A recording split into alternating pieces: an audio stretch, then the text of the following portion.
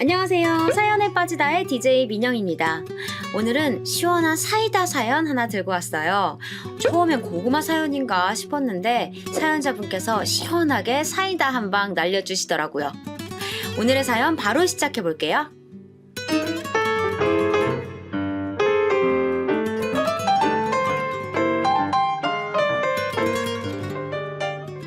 안녕하세요. 저는 시골에 사는 40대 후반 여자입니다. 매일 사연을 듣기만 하다 저희 시어머니도 이런 얘기엔 빠질 수 없는 분이라 이렇게 사연을 제보하게 되었어요. 저는 앞서 소개했듯이 시골 출신이에요. 그리고 지금도 시골에 살고 있고요. 자꾸 왜 시골이라는 단어를 쓰냐고요? 그건 바로 저희 시어머니 덕분이에요. 제가 시어머니를 처음 본 날이 저는 잊혀지지 않아요. 네가 시골 아가씨구나. 이게 시어머니가 저를 보고 건넨 첫 인사였어요. 여러분, 저는 안녕하세요 라는 말도 듣지 못하고 시골 아가씨라는 단어를 첫 만남에서 들을 줄은 정말 상상도 하지 못했어요. 저는 속으로 혹시 남자친구가 입양아인가 생각도 했을 정도예요. 남편, 그 당시 남자친구는 제가 성인이 되고 처음 사귄 남자친구예요. 남자친구는 서울에서 대학을 다녔었는데요. 대학생들 농촌 봉사활동이라고 혹시 들어보셨나요? 대학생들이 시골에 가서 일손을 돕는 봉사활동을 하는 거예요. 줄여서 농활이라고 부르죠. 남자친구가 바로 제 친정 본가가 있는 시골로 농활을 왔었어요. 저는 그 당시 고등학교를 졸업하고 지역 대학에 입학했었는데 마침 방학이라 본가로 와 있었었고요. 그렇게 남자친구는 우리 집 과수원에 복숭아 따는 것을 도와주러 왔고 저는 첫눈에 반하게 되었죠. 저희 본가는 서울에서 편도로 3시간 걸리는 시골이에요. 그런데 남자친구는 사귈 때 주말마다 고속버스를 타고 저를 보러 왔었어요. 제가 미안해서 서울로 가겠다고 해도 괜찮다며 자기가 시간을 내서 저를 보러 왔었죠. 그렇게 지극정성으로 저를 보러 오고 저를 많이 좋아하니까 저는 남자친구와 정말 결혼하고 싶어졌어요. 친정에서도 남자친구를 이미 알고 있었고 사위로 들어오면 너무 좋을 것 같다고 하셨어요. 남자친구가 저에게 결혼 얘기를 꺼내지 않아서 제가 먼저 꺼냈던 기억이 있어요. 자기야, 우리 결혼하자.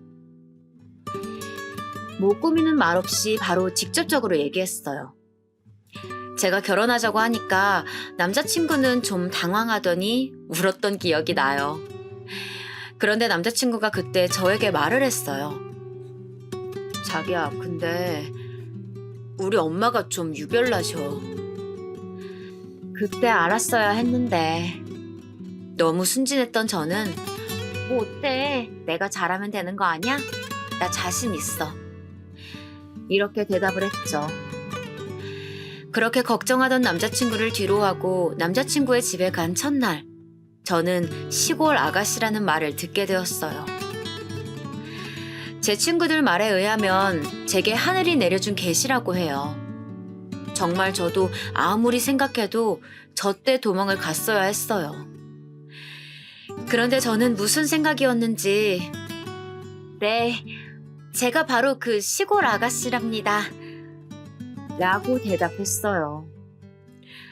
제가 스스로 생각해도 정말 어려서 가능했던 말 같아요. 사실 저는 저 말이 장난인 줄 알고 받아친 거였거든요. 그런데 어머님은 장난이 아니었던 거죠. 시어머니의 반대는 정말 심했어요. 남자친구는 서울 토박이에요. 그리고 시어머니는 서울 부심이 정말 강하신 분이었어요. 제가 인사를 갔을 때 정말 대놓고 저를 안 좋아하셨어요. 그게 제가 스스로 느낄 정도로요. 이유는 시골 출신이어서 그랬대요. 그렇게 저를 마음에 안 들어 하신 이유 중에는 남자친구의 형이 강남 출신 여자와 결혼했던 것도 있어요. 저한텐 형님이 될 분이 바로 강남 토박이라는 거예요. 그렇게 부잣집이라고 하더라고요. 실제로 아주버님과 형님이 결혼하실 때 형님 친정에서 정말 많은 도움을 주었다고 들었어요. 심지어 아주버님의 취업 자리도 알아봐 주시고 시어머니에게도 정말 많은 선물을 주었다고 하더라고요. 그러니 당연히 저는 비교가 되었어요. 그렇게 저를 싫어하시는데도 저는 남편이 그 당시 너무 잘해주니까 그냥 이런 반대쯤은 극복하면 된다고 생각했어요. 이미 우리 둘은 너무 서로를 사랑하는데 저런 반대쯤이야 견디고 말지 이런 마음이었어요. 반면 시아버지는 크게 반대하지 않으셨어요. 오히려 제가 때묻지 않아서 좋다고 하셨어요. 저는 시아버지는 저를 예뻐해 주시니까 또 자신감이 생겨서 시어머니 마음에 들려고 정말 많이 노력했어요. 그리고 남편도 시어머니한테 저와 결혼하지 못하면 그냥 차라리 안 하겠다고 했었대요. 나중에 들은 말인데 단식투쟁도 했다고 하더라고요. 결국 자식 이기는 부모 없다고 시어머니는 마지못해 결혼 허락을 하셨어요. 결혼 허락을 하였으나 저를 마음에 들어 하신 것은 절대 아니에요. 정말 그냥 처음에 반대할 때 결혼하지 않았어야 한다고 아직도 제 친구들은 말을 할 정도예요. 어느 정도였냐고요? 그냥 정말 대놓고 차별을 받았어요. 결혼하고 신혼여행을 갔다 와서 인사를 드리러 시댁에 방문한 날, 어머님은 저희가 분명히 찾아뵙는다고 말했는데도 아무 준비를 안 하셨더라고요.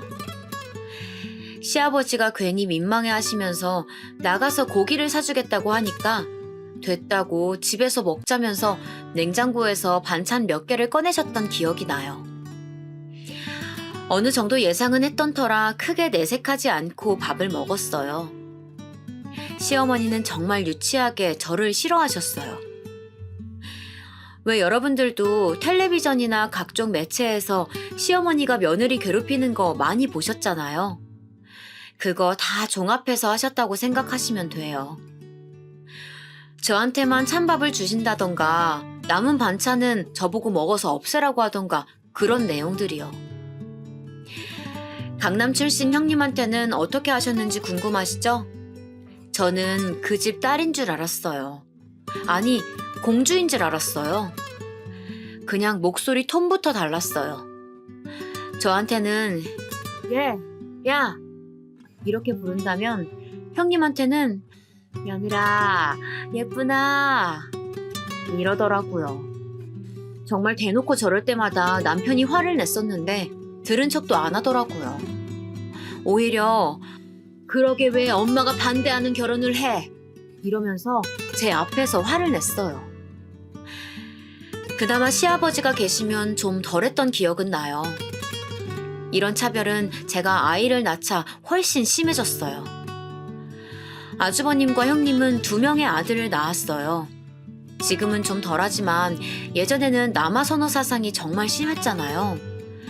안 그래도 강남 출신인 형님은 시어머니의 애정을 독차지했었는데 아들을 2명이나 낳으니 어떻겠어요? 정말 공주를 넘어서 그냥 황제 대접을 받았었어요. 그리고 저는 운명의 장난인지 딸을 낳게 되었어요. 시어머니 반응이요? 그냥 냉대 그 자체였죠. 제가 시댁 바로 옆 산부인과에서 아기를 낳았는데도 찾아오지 않으셨어요. 제가 알기론 형님이 아기를 낳았을 땐, 아니 임신했을 때도 시어머니는 형님을 엄청나게 신경 썼었어요. 몸에 좋다는 온갖 음식을 전국을 뒤져서 구해왔었죠. 저요? 저는 임신했다니까 별 반응도 없었어요. 딸이라는 소식을 듣고는 대놓고 한 소리 했어요. 아니 대를 잇지도 못하고 무슨 소용이니 정말. 저 말을 듣고 너무 서러워서 오열했던 기억이 나요. 남편이 그때 옆에 있었는데 엄마 정말 너무하다고 하는데도 눈 하나 깜짝 안 하더라고요. 저는 오히려 구박을 받으니까 딸에 대한 애정이 더 많이 생겼어요. 또 제가 임신을 했으니 못 먹는 게 좀 있었거든요. 날것이나 율무차 이런 거요. 그런데 제가 임신하고 시댁 행사에 갈 때마다 자꾸 날것을 먹더라고요. 시아버지가 제가 임신했으니 몸에 좋은 음식으로 먹자고 말해도 오히려 제가 유난이라고 하더라고요. 그걸 보다 못한 형님이 나서서 고기 사시겠다고 한 적도 있어요. 시어머니는 저렇게 저를 대놓고 싫어하셨지만 형님은 저한테 그래도 잘해주시는 게 눈에 보였어요. 사람이 넉넉하게 자라서 살짝 눈치가 없기는 했지만 절대 시어머니처럼 악독한 마음을 가진 사람은 아니었죠. 산후조리는 친정에서 하려고 했지만 친정이 시골이고 주위에 제대로 된 병원이 없어서 어쩔 수 없이 시댁에서 하게 되었어요. 저희는 시어머니와 같이 살지 않았기 때문에 시어머니가 웬일로 자기가 조리를 도와줄 테니 들어오라고 하는 거예요. 저는 그렇게 당해놓고 또 순진하게 그래도 아기를 낳았으니 좀 잘해주시려나 보다 생각했어요. 그 생각은 들어간 첫날 깨지게 되었어요. 저는 아기를 낳아서 몸조리를 하려고 시댁에 들어간 거잖아요. 그런데 들어간 첫날부터 시댁 청소를 했어요. 저도 정말 말하면서도 웃기네요. 안 그래도 몸도 안 좋은데 제가 아기를 데리고 들어가자 아기를 저한테 뺏는 거예요. 그러더니 걸레로 바닥을 닦으라고 하더라고요. 어머님, 저 몸이 너무 안 좋아요.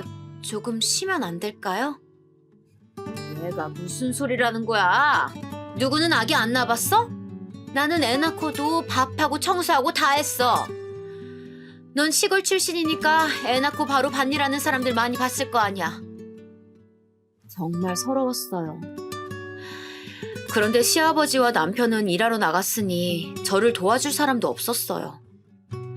그래서 화장실에서 걸레를 빠는데 정말 눈물이 멈추지 않더라고요. 그렇게 청소하는데 아기가 울자 시어머니가 저한테 아기를 주었어요. 애가 딸이라 그런가 확실히 예민하네. 아니 태어난 지 얼마나 됐다고 예민 타령인지 정말 속상했어요. 아들들은 무던하고 듬직한데 딸이라서 저러나 보다. 100일도 안 된 아기한테 정말 너무하지 않은가요, 여러분? 그날 퇴근하고 집으로 온 남편에게 우리 집으로 가자고 했던 기억이 나요. 남편이 그래도 괜찮겠냐고 물었는데 저는 정말 단 1초도 시어머니와 있고 싶지 않았어요. 그래서 다음날 집으로 가려고 챙기는데 저한테 대놓고 그러더라고요. 너는 시어머니 나쁜 년 만들어 줬니? 시골 출신이라 배운 게 없어서 그래? 정말 탄식이 나오더라고요. 도대체 제가 뭘 그렇게 잘못했는지 속상한 마음을 가진 채로 집에 왔던 기억이 나요. 친정에서는 제가 아기를 낳자 시골에서 여기저기서 귀한 재료를 얻어서 올라오셨어요. 그러면서 제가 시집살이를 당하는 줄 모르는 엄마는 이거 사돈댁 가져다 드려. 이러면서 귀한 과일들을 주었어요. 가져다 주기 싫었지만 제가 그래도 아랫사람이니 화해하자는 의미로 과일을 가져다 드렸는데 시어머니는 대놓고 싫어하셨어요. 그래도 사람이 선물을 하면 뒤에서 버리더라도 앞에서는 좋은 척이라도 해야 하는 거 아닌가요? 제가 시어머니에게 너무 어려운 것을 바랬나 봐요. 과일을 가져갔더니 자기는 그 과일 싫어한다고 본 척도 안 하더라고요. 정말 서운하고 속상했어요. 이런 냉대는 아이가 커가면서 훨씬 더 심해졌어요. 강남 출신 형님은 아들 2명을 낳았다고 했었잖아요. 명절이나 생일 때 다 같이 모이면 정말 대놓고 편애하더라고요. 우리 소중한 손자들, 너무 예쁜 우리 손자들. 이러면서 손자 2명은 품에 끌어안고 난리였어요. 반면 저희 딸은 그냥 찬밥이었죠. 딸이 가족 중에 가장 어린 나이였으니까 당연히 어린 행동들을 할 수밖에 없는데도 무슨 행동만 하면 아유 예민해. 어머 쟤 좀 봐 왜 저러니? 어디서 오빠들한테 난리야? 얘 저리 가. 그거 오빠들 주려고 사놓은 건데 그걸 네가 왜 먹어? 등등 기억하고 싶지도 않아요. 특히 먹는 것으로 차별할 때는 정말 미웠어요. 애들이 3명밖에 없는데 과자를 2개만 사놓거나 이런 것들이요. 이건 누가 봐도 실수가 아니잖아요. 애들이 많으면 몰라요. 저한테 그러는 건 그냥 저만 꾹 참으면 되는 거니까 그냥 넘기면 됐는데 아이한테 그러는 것을 보니까 참을 수가 없더라고요. 초등학교 들어간다고 형님 아들 2명한테는 선물도 주고 용돈도 주던 것을 제가 똑똑히 기억하는데요. 저희 딸은 초등학교에 입학한다고 말해도 관심도 없었어요. 아니 차라리 관심만 없으면 그냥 저도 됐다고 넘길 텐데 오히려 딸한테 그러더라고요. 너희 엄마가 시골 출신이라 뭘 모를 텐데 만약 궁금한 게 있으면 큰엄마한테 전화해서 물어봐라. 진짜 이건 너무하지 않나요? 이런 행패는 날이 갈수록 심해졌어요. 명절이나 생일 때마다 다 같이 모여서 식사를 할 때에도 대놓고 시조카 손자 2명만 챙겼어요. 시댁만 가면 딸이 눈치를 보는 게 저도 느껴질 정도였어요. 딸을 볼 때마다 너희 엄마는 시골에서 자라서 외갓집 가면 시골이라 이런 거 없지? 시골에는 이런 거 없어서 못 먹어봤겠다. 이런 말들을 하더라고요. 밥을 먹으러 식당에 가면 맛있는 음식은 무조건 형님이나 시조카 옆으로 밀어주고 그랬어요. 진짜 저도 이걸 계속 당하다 보니까 화가 나더라고요. 사실 저는 몇 년만 저러고 나중에는 안 그럴 줄 알았어요. 싫은 사람도 계속 보면 정이 든다고 하던데 어떻게 자기 자식인 아들의 자식한테도 저럴 수가 있는 거죠? 정말 노망났다고밖에 설명할 수가 없었어요. 시조카 2명도 얄미웠어요. 자기들이 할머니 사랑을 독차지하는 것을 너무나 잘 알더라고요. 제 딸 앞에서 일부러 장난감을 가지고 놀아서 딸이 자기도 해보겠다고 하니까 너는 시골애라 할 수 없잖아 하더라고요. 정말 어이가 없었어요. 제가 뭐라고 하자 시어머니에게 가서 작은엄마가 괴롭힌다고 하더라고요. 그런데 저는 시조카들은 그냥 얄미웠지만 시어머니가 정말 미웠어요. 사실 애들이 뭘 알겠어요. 저런 거 다 할머니가 저희를 볼 때마다 저러니까 자연스럽게 습득된 모습들이겠죠. 애초에 할머니가 자기들을 저렇게 싸고 도니까 애들 입장에선 당연히 제 딸을 무시하게 된 거죠. 정말 먹는 걸로 차별할 때는 너무 미웠어요. 똑같은 며느리인데 누구는 황제 대접을 받고 누구는 거지 취급을 받으니 당연하게 아이들도 자연스럽게 저희를 하대하게 된 거예요. 저도 저럴 때마다 너무 화가 나니까 남편한테 계속 말하곤 했어요. 남편도 도가 지나치다고 생각하면 시어머니에게 말했지만 아무리 말해도 시어머니는 들은 척도 안 하더라고요. 시댁에 갈 때마다 남편과 제가 싸우게 되니 저도 지쳐서 말하지 않은 것도 있어요. 아무래도 남편은 자식이니까 마냥 어머니 욕을 하기도 그랬겠죠. 이렇게 시어머니의 행패가 심해도 제가 이혼하지 않았던 것은 시아버지가 정말 저에게 잘해주셨어요. 시아버지는 최대한 제 편의를 많이 봐주셨어요. 시어머니가 저럴 때마다 제일 적극적으로 나선 것도 바로 시아버지였어요. 저희 딸에게도 몰래 과자를 사주시거나 장난감도 선물해 주셨죠. 저는 어떻게 시아버지와 시어머니가 결혼했는지 정말 아직도 궁금해요. 옛날에는 다 그랬듯 선을 보고 결혼하셨다는데 이 정도는 사기 결혼 아닌가요? 저는 그렇게 생각해요. 그리고 남편도 딸과 제 친정에 정말 잘했어요. 시골이 친정이라 가기 불편한데 가기 싫어하는 티를 낸 적이 단 한 번도 없어요. 오히려 자기 대학생 때 저를 처음 만났을 때가 생각난다고 그러더라고요. 여행 가는 기분이라 좋다고 말하면서 도착해서도 저희 부모님에게 그렇게 잘했어요. 시골에서 부모님이 농사를 지으셨는데 갈 때마다 손수 나서서 도와주었어요. 저희 엄마가 그러지 말라고 해도 무거운 거 다 들어주고 맛있는 거 사가고 저희 아빠랑 놀아주고 정말 잘했어요. 제가 시어머니에게 고통받아도 다 시아버지랑 남편이 괜찮아서 그때까진 버틸 수 있었죠. 또 남편은 딸한테도 최고의 아빠였어요.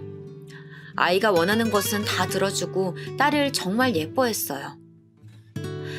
딸도 아빠만 보면 좋아하니 이혼하고 싶을 때도 딸을 보니까 이혼 얘기가 나오지 않더라고요. 저만 참으면 되는 일이니까요. 저만 그냥 혼자 참으면 가정의 평화가 왔으니 그냥 꾹 참았던 것 같아요. 하지만 저도 사람인지라 시댁에 갈 때마다 저도 모르게 표정이 굳거나 반응이 차가워지긴 했어요. 그리고 형님은 저에게 시어머니처럼 괴롭히진 않았지만 그냥 제가 자격지심인지 몰라도 별로 좋지는 않았어요. 자연스럽게 같이 있으면 무조건 비교가 되니까 그랬던 것 같아요. 형님이 시댁 행사에 올 때 백화점에서 산 선물을 가지고 오고는 했는데 저는 그게 평소에 가지고 싶었던 것이라도 절대 쓰지 않았어요. 이렇게 시댁의 시자만 나와도 저는 너무 힘들었어요. 아무리 시아버지와 남편이 막아줘도 원초적인 비난까지 막을 수는 없잖아요. 제가 시골 출신이라고 시어머니에게 해를 끼친 게 있을까요? 전혀 없어요. 시골에서 자랐다고 뭐가 그렇게 부족했을까요? 저는 정말 이해하지 못했어요. 시댁에 갈 때마다 시골 출신이라고 저를 폄하하고 형님은 강남 출신이라고 하니까 나중에는 정말 시어머니 얼굴만 봐도 싫더라고요. 그리고 같은 행동을 해도 형님은 역시 강남 출신이라 뭐가 다르긴 다르다라고 하는데 솔직히 저는 그냥 어이가 없었어요. 매년 명절이 돌아올 때마다 저는 정말 스트레스를 받았어요. 명절은 연휴가 기니까 다들 기다리시잖아요. 저는 전혀 아니었어요. 명절이 다가오면 머리가 너무 아파서 매번 약국에 가서 약을 사서 먹을 정도였어요. 시어머니는 쓸데없이 손이 큰 편이었어요. 명절 음식을 정말 과하게 많이 하는 편이었어요. 그리고 그 명절 음식은 무조건 저를 불러서 같이 했어요. 추석이나 설날이 다가오면 2주 전부터 저에게 연락이 와요. 그러면 저는 같이 시장에 가서 재료를 사서 돌아와요. 그리고 계속 음식 준비를 해야 돼요. 정말 너무너무 하기 싫었지만 억지로 했었어요. 잔소리는 또 어찌나 심한지 듣다 보면 제 귀가 너무 아팠어요. 1초도 쉬지 않고 얘기할 수 있는 것은 정말 재주라고 생각이 들더라고요. 또 시어머니는 아들 사랑이 정말 심했어요. 옛날 분이니까 이해해야지 싶다가도 듣다 보면 진저리가 나더라고요. 남편 자랑을 저에게 계속 하는데 사실 듣다 보면 똑같은 얘기거든요. 그 똑같은 얘기를 명절마다 들었다고 생각해 보세요. 정말 지겹지 않나요? 그리고 명절에 모이면 친정에 매번 늦게 보내줬어요. 강남 출신 형님은 사실 같은 서울이니까 굉장히 가까웠어요. 차로 30분 정도만 가면 되는데 제 친정은 3시간이나 걸려요. 그러면 당연히 제가 먼저 떠나야 하는 게 아닌가요? 그런데 형님이 가야 저를 보내주었어요. 뒷정리를 하고 가라고 그러더라고요. 다 같이 먹었는데 왜 저만 콕 집어서 뒷정리를 하라고 하는지 정말 미웠어요. 형님이 그럴 때마다 같이 빨리 하고 가자고 했지만 억지로 보내더라고요. 또 제 딸을 보고 대놓고 차별하고 그러니까 정말 시댁에 가는 게 세상에서 제일 싫었어요. 딸도 서울 할머니 집에 가기 싫다고 대놓고 그랬어요. 제가 아무래도 불편해하는 게 딸에게도 느껴졌나 보더라고요. 또 시댁은 제사도 어찌나 많은지 제사가 1년에 14번이었어요. 집에 제사가 있으신 분들은 아시겠지만 제사 정말 힘들어요. 음식 준비가 만만치 않잖아요. 그럼 그 음식 준비는 또 누가 했을까요? 당연히 제가 했죠. 형님은 부르지도 않더라고요. 강남 출신이라 이런 건 저 같은 시골 출신이 해야 한다고 하셨어요. 제가 무슨 조선시대 무술이인가요? 그리고 제사가 1년에 14번인 게 말이 된다고 생각하세요? 저 뜻은 한 달에 한 번 이상은 시댁에 가서 음식 준비를 해야 한다는 뜻이에요. 음식 준비만 하면 다행이게요. 뒷정리도 무조건 제가 해야 했어요. 저는 사실 뒷정리가 더 싫었어요. 그리고 시어머니 음식이 정말 맛없거든요. 그런데 손이 커서 음식은 또 한가득 만들었어요. 당연히 우리 집에 가져가기 싫었죠. 제가 됐다고 안 가져가도 된다고 할 때마다 더 많이 챙겨주셨어요. 이거 우리 아들이 좋아해. 이러면서 주시는데 제가 남편하고 살아서 알잖아요. 남편은 그 음식 싫어해요. 저렇게 챙겨주면 음식물 쓰레기통으로 바로 직행하는데 매번 챙겨주시더라고요. 그렇게 명절과 겹치는 달에는 정말 일주일에 한 번씩은 시어머니를 봤던 것 같아요. 게다가 뭐 명절과 제사만 있나요? 시댁 식구들 생일만 챙겨도 기념일은 더 늘어났어요. 그나마 생일 때는 밖에서 먹으니 괜찮았지만 저는 그냥 시어머니 얼굴을 보는 그 자체가 너무 힘들었어요. 연락은 또 어찌나 많이 오던지 심심하면 전화를 하더라고요. 안 받고 싶어서 안 받으면 제가 시댁에 들어가서 나올 때까지 뭐라 하셨어요.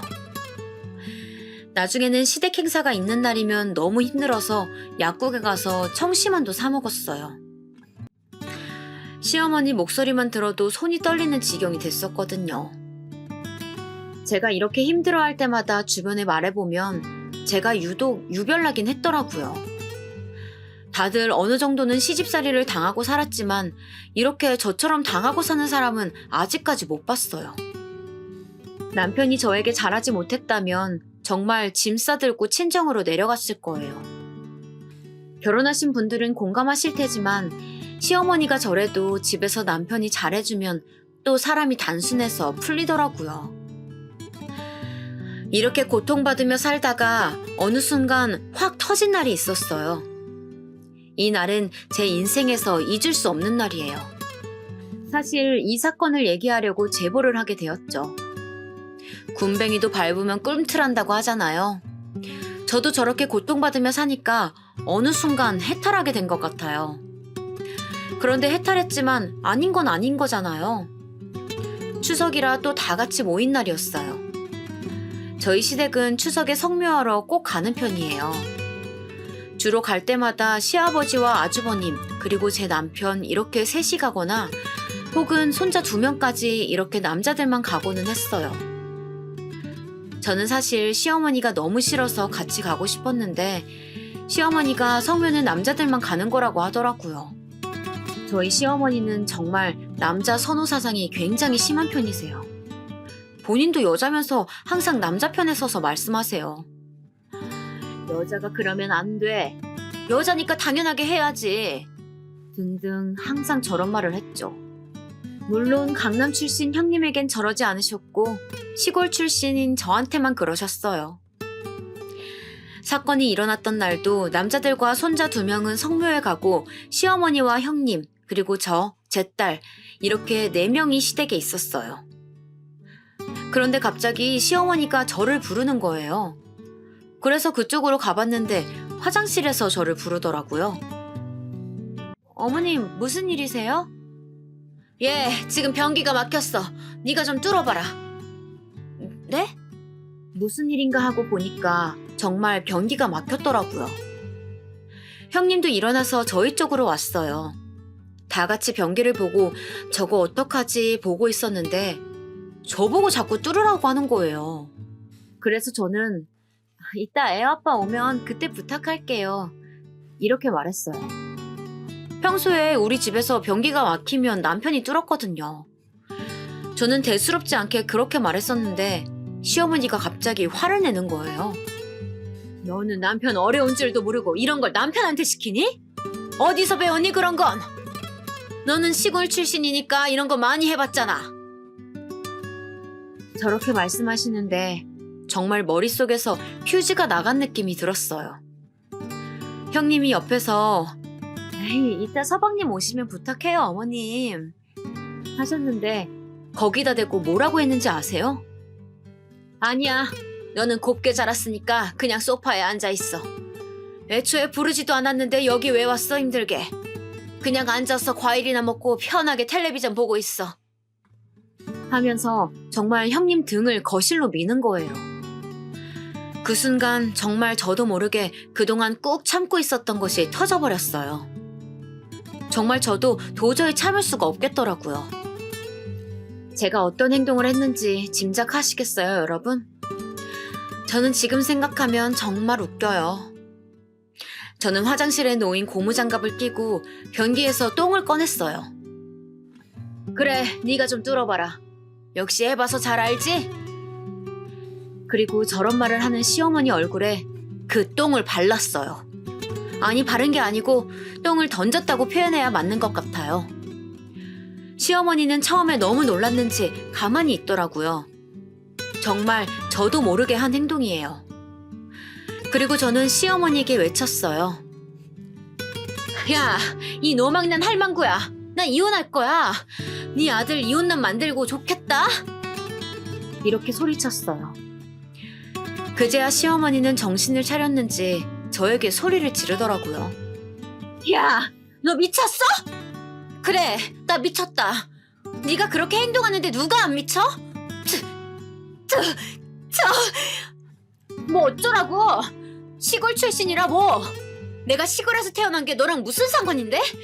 그게 뭐라고 이렇게 10년 넘게 괴롭히고 지랄이야!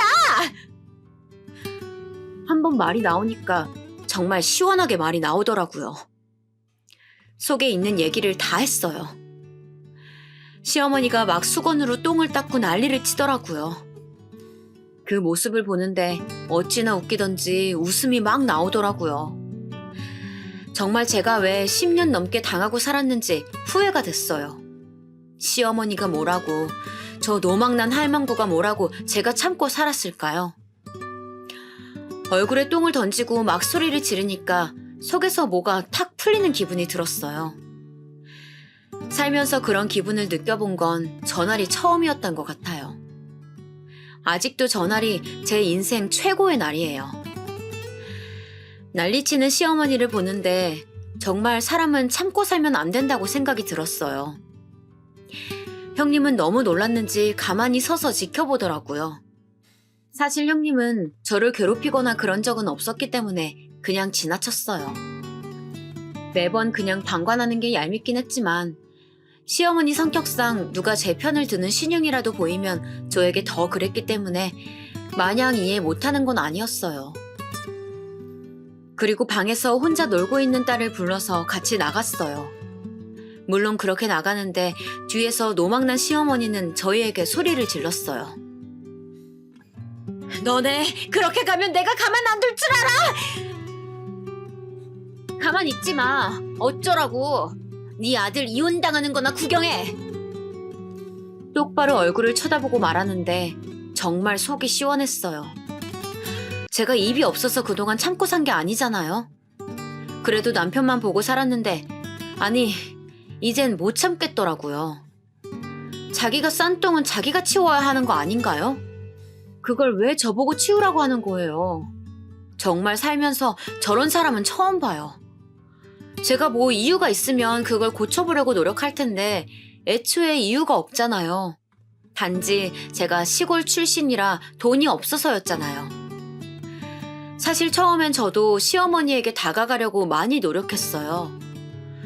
저도 나름대로 친정에서 농산물 챙겨주면 가져다 주고 시골 출신이라 돈 없다고 저러는 거 아니까 남편과 상의해서 선물도 종종 하고는 했어요.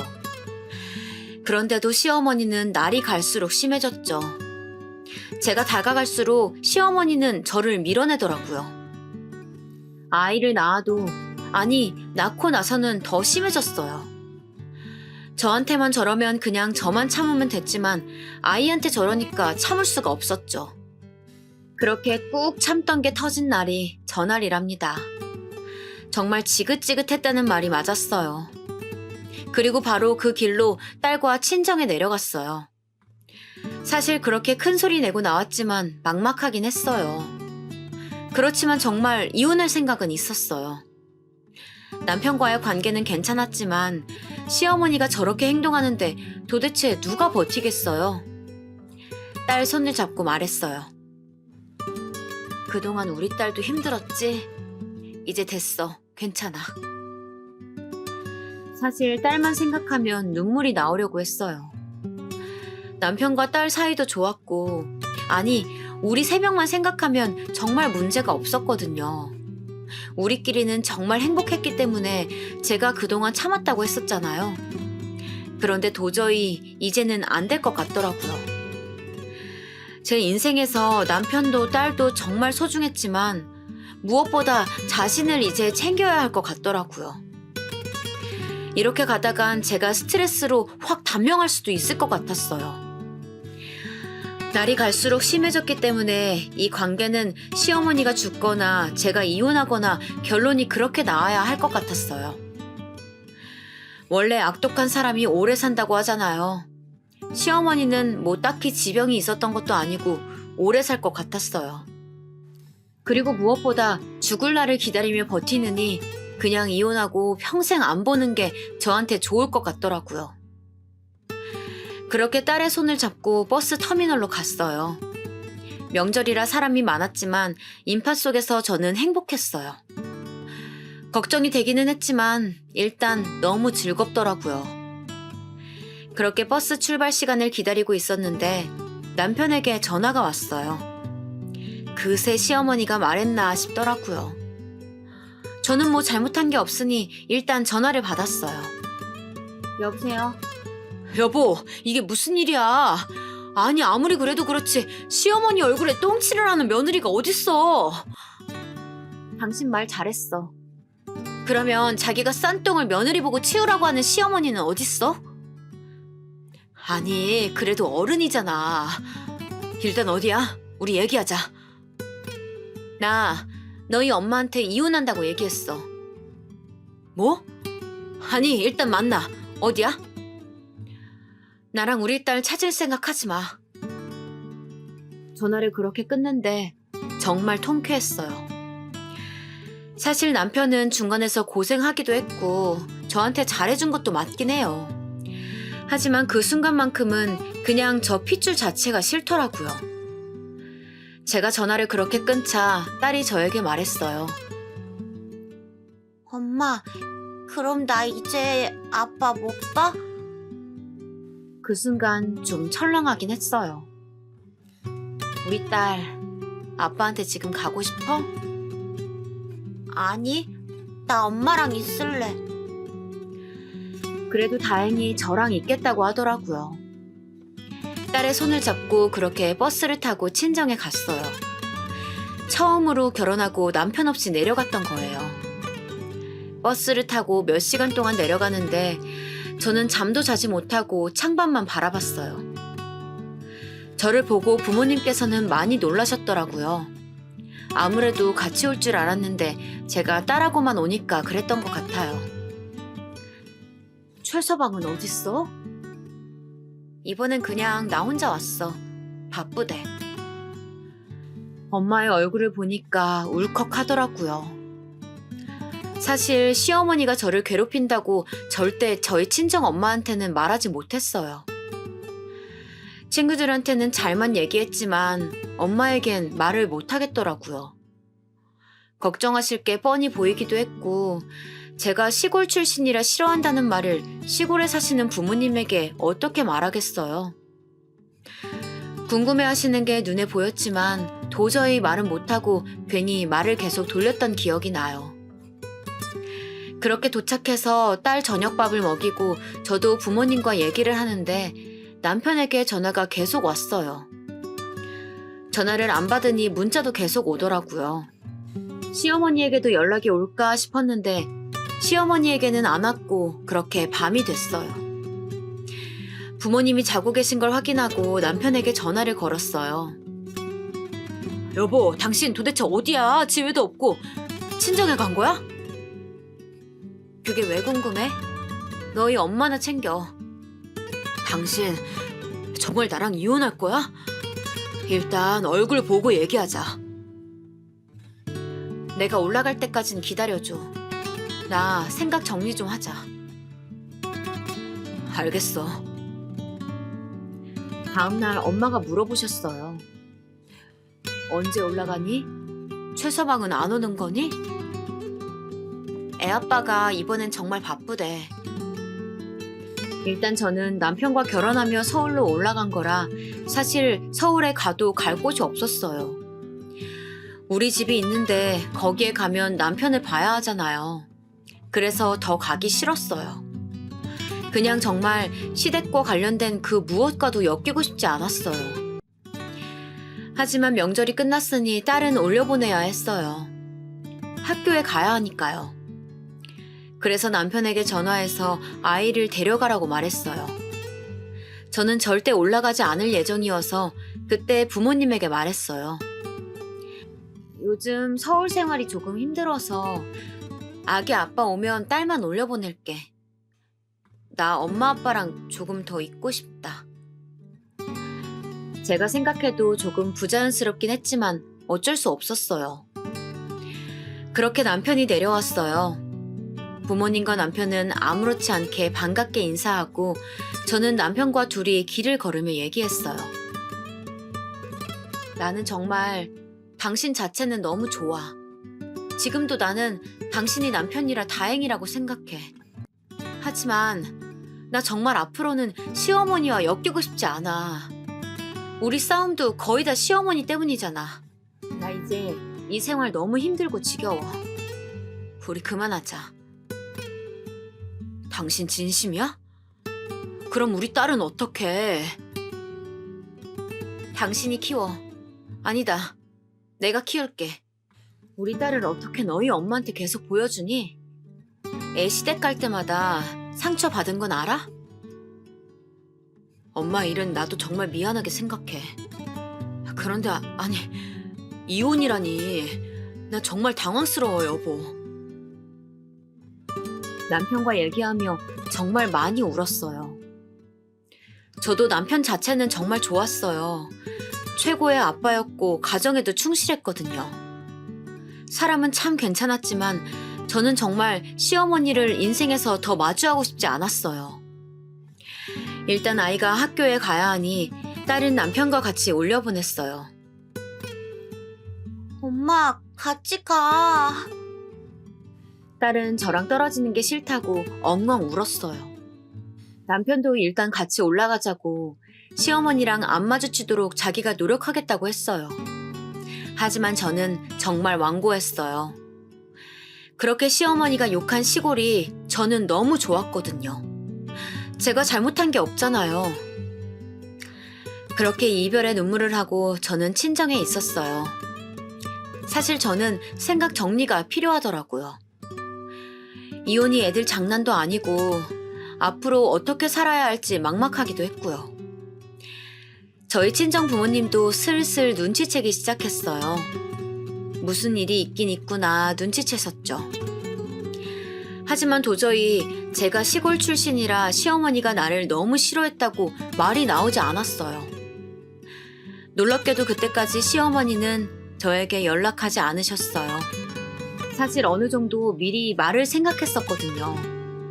만약 시어머니가 전화가 오거나 문자를 보내면 뭐라고 말할지 생각했었어요. 그런데 이상할 정도로 연락이 없더라고요. 서울로 올라간 딸하고만 매일 전화를 했었어요. 딸의 목소리를 들을 때마다 이혼 생각이 사라지곤 했지만 다시 전화를 끊고 혼자 생각을 하면 이혼은 어쩔 수 없다는 생각이 들더라고요. 이렇게 양가 감정으로 저는 너무 힘들었어요. 남편도 저에게 끊임없이 말했어요. 이혼을 꼭 해야 하는 거냐며 묻곤 했죠. 그렇게 한 달이 지났을까요? 주말마다 딸과 남편이 내려왔어요. 사실 제가 제 입으로 이혼하겠다고 말을 하긴 했지만 아무 절차도 밟지 않고 있었어요. 주말에 남편과 딸이 내려오면 다 같이 개울가에서 놀기도 했어요. 시어머니가 그렇게 욕하던 시골에서 저희는 정말 행복했어요. 같이 밭에 가서 상추도 따고 강아지 산책도 시키고 행복하게 지냈어요. 이렇게만 지낸다면 이혼은 고려해봐야겠다는 생각도 들었어요. 그런데 이런 마음을 가지자마자 시어머니에게 연락이 왔어요. 정말 대단한 사람이에요. 언제 사과 하나 기다렸는데 아직도 이혼하겠다고 그러고 있니? 그럴 거면 이혼해. 시골 사는데 이혼 절차를 알긴 하니? 다시 한번 말하지만 정말 대단한 사람이에요. 저는 전화를 받고 그냥 그대로 끊었어요. 대꾸할 가치를 느끼지 못했거든요. 그리고 바로 남편에게 전화했어요. 당신 엄마가 나한테 전화했어. 나 정말 당신만 생각하면 이혼하고 싶지 않아. 그렇지만 나 이렇게는 못 살아. 이혼하자. 이번에 서울 올라가면 진지하게 서류 작성하자. 남편은 한숨을 쉬었어요. 저는 이어서 말했어요. 나랑 이혼하기 싫으면 네가 시어머니랑 인연을 끊던지 그건 네 선택이야. 그리고 바로 전화를 끊었어요. 정말 많이 울었어요. 정말 남편과 아이만 생각하면 이혼하고 싶지 않았거든요. 특히 딸이 남편을 정말 좋아했기 때문에 쉽지 않은 선택이었어요. 자식이 있으신 시청자분들은 다들 제 말이 무슨 말인지 이해하실 거예요. 하지만 시어머니 목소리를 듣자 정말 제가 벌벌 떨었거든요. 그 정도로 저는 시어머니와 엮이기가 싫었어요. 목소리만 들어도 싫더라고요. 이러니 도저히 살 용기가 안 났어요.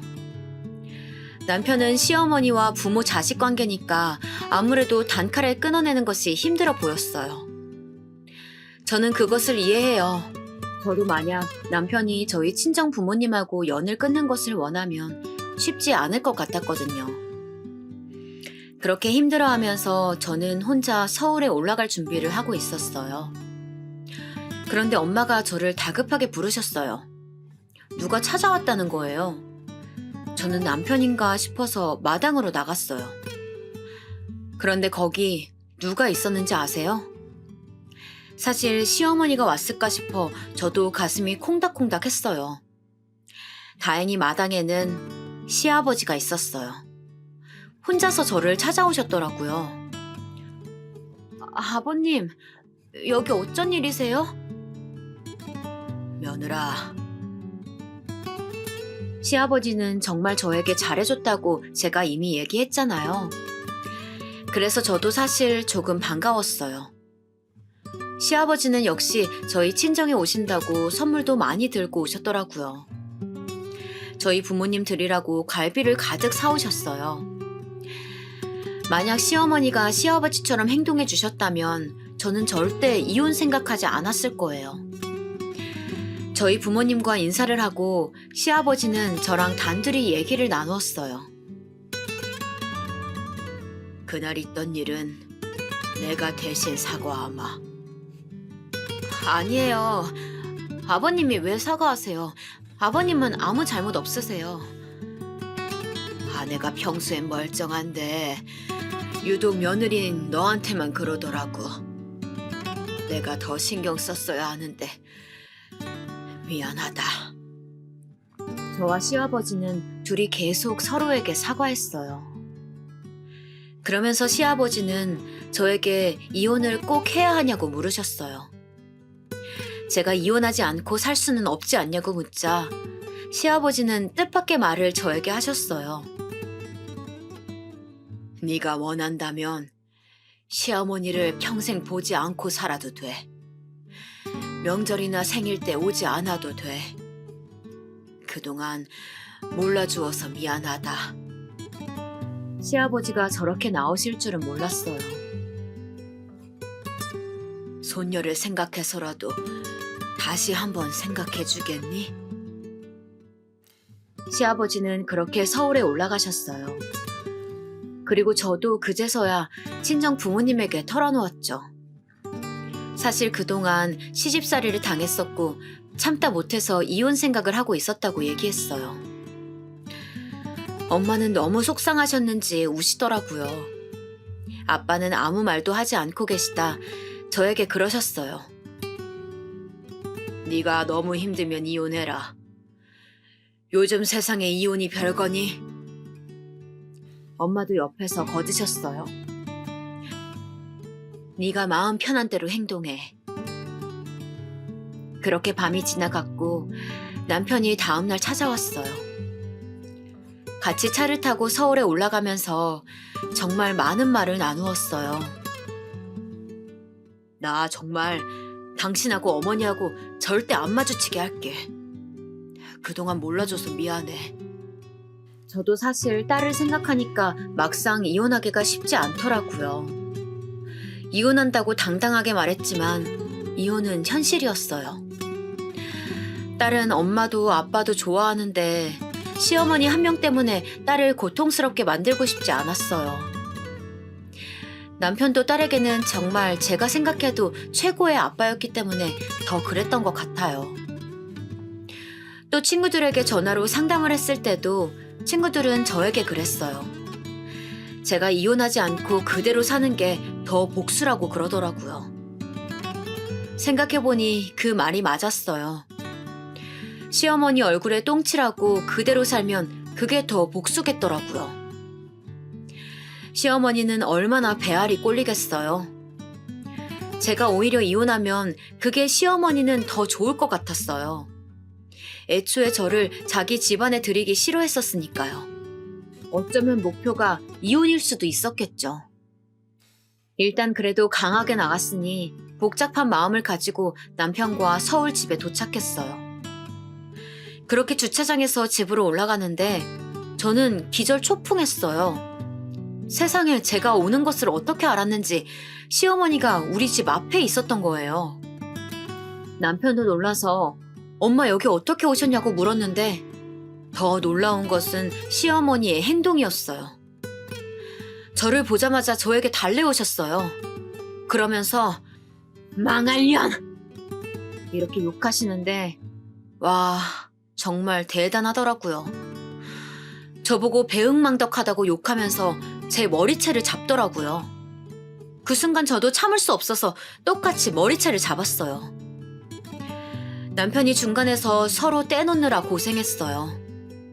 저도 절대 시어머니 머리채를 놓지 않았거든요. 아니 오히려 후련하더라고요. 저렇게 나오다니 참 멍청하다는 생각도 했어요. 아들이 지금 본인 때문에 이혼하니 안 하니 하는데 찾아와서 며느리 머리채 잡는 건 정말 대단하지 않나요, 여러분? 남편이 시아버지를 불렀고 시아버지가 와서 시어머니를 데려갔어요. 시아버지 화내는 모습도 그날 처음 봤어요. 시어머니는 끌려가는데도 저에게 소리를 지르더라고요. 어찌나 소리가 큰지 동네 주민들이 다 나와서 구경했어요. 아직도 전화를 생각하면 창피해서 죽을 것 같아요. 그렇게 집에 들어가서 저는 말했어요. 야, 이혼해. 너 봤지? 저러고도 뭐? 같이 살아? 정말 진심이었어요. 남편은 한숨을 쉬고 말했어요. 내가 그냥 엄마랑 인연 끊을게. 나도 진짜 더는 못 보겠다. 나도 중간 역할 지쳐. 이제 그냥 내가 엄마랑 연애 끊는 게 나을 것 같다. 그렇게 둘이 얘기를 진지하게 하고 있는데 시어머니한테 전화가 왔어요. 분명 차를 타고 가고 있을 텐데 저 에너지가 이제는 부러울 지경이었어요. 사람이 미치려면 곱게 미치지 왜 저럴까요? 전화를 받자마자 또 소리를 지르는 거예요. 저도 질 수 없어서 똑같이 소리를 질렀어요. 그러자 남편이 중간에서 가로채서 자기도 소리를 지르더라고요. 그만! 이제 제발 둘 다 그만! 그만하라고요! 엄마 제발! 저는 남편이 저렇게 소리 지르는 거 처음 봤어요. 통쾌한 마음이 더 컸던 것 같아요. 시어머니는 남편이 자기한테 저렇게 나오니 충격을 받은 것 같더라고요. 제 알 바 아니지만요. 그리고 시아버지에게도 연락이 왔어요. 당신이 제 얼굴을 볼 면목이 없다고 하시더라고요. 잘못은 시어머니가 했지만 사과는 항상 시아버지가 대신하셨어요. 저도 이번엔 강하게 말했어요. 아버님 잘못 아니라고요. 그리고 정말 이번엔 충격이었는데 아주버님과 형님도 저를 찾아오셨어요. 아주버님이 저에게 그러더라고요. 재수씨, 그동안 힘드셨죠? 저희도 어머니 성격 이상한 거 누구보다 잘 알고 있어요.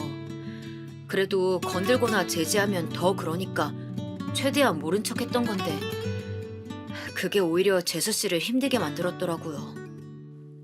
동서, 나도 미안해. 그동안 시어머니가 나 칭찬하면서 동서 욕할 때마다 나도 민망해서 어떻게 해야 할지 모르겠더라고. 이렇게 아주버님과 형님까지 저를 찾아와서 사과하시더라고요. 사실 기분은 좋았어요. 누가 봐도 지금 정상이는 저라는 거잖아요. 시어머니 성격상 정말 제 편을 들면 더 심해졌을 거라는 의견에는 저도 동의했어요. 시아버지도 남편도 이제 시어머니를 보고 살지 않아도 좋다고 하니까 이혼하고 싶지 않아졌어요. 남편과 아들들까지 자기를 외면하는데 결국 승리자는 저 아닌가요? 그리고 그렇게 싸고 돌던 그놈의 강남 출신 며느리인 형님도 제 편이니까요. 그리고 친구들 말대로 제가 이혼하지 않는 게 시어머니에게 할 수 있는 최고의 복수더라고요.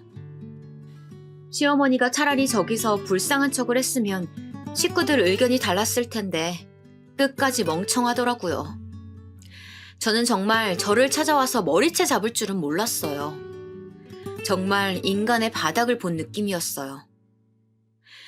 결론만 말하자면 저는 이혼하지 않았어요. 그 대신 남편과 딸과 정말 행복하게 살고 있어요. 남편에겐 나중에 제대로 사과를 받았고요. 자기가 더 챙겼어야 했는데 미안하다고 하더라고요. 당연히 시어머니는 그 뒤로 볼 일이 없어졌어요. 저에게 자꾸 전화나 문자로 뭐라 하길래 번호를 바꿔버렸어요. 또 저를 찾아와서 머리채를 잡을까봐 이사도 갔고요. 시어머니와는 연락도 안 했지만 시아버지하고는 종종 만나고 있어요. 말 들어보니까 시아버지도 질릴 대로 질리셨더라고요. 황혼 이혼을 생각하고 계시더라고요. 그리고 시어머니는 그렇게 돈을 좋아하더니 여기저기 빚도 많았다고 해요. 나중에 알게 된 사실이지만 본인 빚이 많아서 형님이 몇 번 갚아준 적이 있대요. 듣고 보니까 퍼즐이 맞춰지는 기분이 들었어요. 빚을 갚아주니까 형님은 너무 예뻐 보였나 봐요. 그래서 볼 때마다 강남 출신이라 뭐가 다르다고 했나 보더라고요. 남편은 1년에 한 번 혼자 시어머니를 보러 가고는 해요. 저는 아무렇지 않아요. 애초에 연을 끊을 거라고는 기대하지 않았으니까요. 그 대신 저는 명절과 각종 시댁 행사에서 해방되었어요. 이제 제사를 1년에 14번이나 지내지 않아도 돼요. 시어머니와 시아버지는 별거 중이시고요. 자연스럽게 제사도 없어졌대요. 하긴 이제 뭐 제사가 대수겠어요? 저는 이제 명절마다 시어머니가 그렇게 욕하던 시골로 내려가요. 시골에서 친정 부모님과 사랑하는 남편과 딸과 얼마나 즐거운지 모르겠어요. 친정 부모님께도 설명했어요. 결국 잘 풀렸다고 말했더니 정말 좋아하시더라고요. 명절마다 내려가서 텃밭에서 배추도 뽑고 상추도 뽑고 놀면 너무 즐거워요.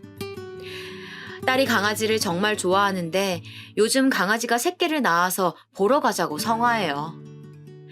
시어머니가 그렇게 욕하던 시골을 딸이 너무 좋아하니까 저도 자연스럽게 마음이 치유되었어요. 그러면서 가끔 내가 왜 그 몇 년을 참고 있었지? 라는 생각이 들더라고요. 더 빨리 벗어날 걸 하고 후회도 해요. 하지만 뭐 지금 현재가 너무 즐거우니 그런 생각도 할 수 있는 거겠죠? 이제는 각종 시댁 행사에서 해방되어서 명절마다 길게 친정에 내려가니 부모님도 너무 좋아하세요. 남편이 친정에는 잘한다고 했잖아요. 그래서 저희 오는 것을 그렇게 반기세요. 시어머니와는 연락이 끊겼으니 무엇을 하고 사는지는 저도 몰라요. 애초에 궁금하지도 않고요. 제가 이 얘기를 주변에 종종 했거든요. 친구들은 저보고 정말 사이다라고 했어요. 누가 시집살이를 당하고 있다고 하면 제가 이 얘기를 꼭 해요. 나는 시어머니 얼굴에 똥칠하고 지금 아주 행복하게 살고 있다고 말해요. 다들 제 이야기를 재밌게 들어주더라고요. 친구 중에 몇 명은 제보하라고 하기도 했어요. 그래서 저만 알기 아쉬워서 제보하게 된 것이랍니다. 대한민국의 며느리들 대부분이 시집살이를 당하셨을 거예요. 저도 누구보다 심하게 당해서 잘 알고 있어요. 제 얘기 들으면서 잠시나마 즐거우셨다면 저는 그걸로 됐습니다. 저처럼 행동하시지는 못해도 적어도 자기 할 말은 제대로 하며 사셨으면 좋겠어요. 여러분, 사이다 사연 즐거우셨나요? 다들 부당한 일 당하면 제 얘기를 떠올려 주세요. 그럼 다들 제 긴 이야기 들어주셔서 너무 감사합니다.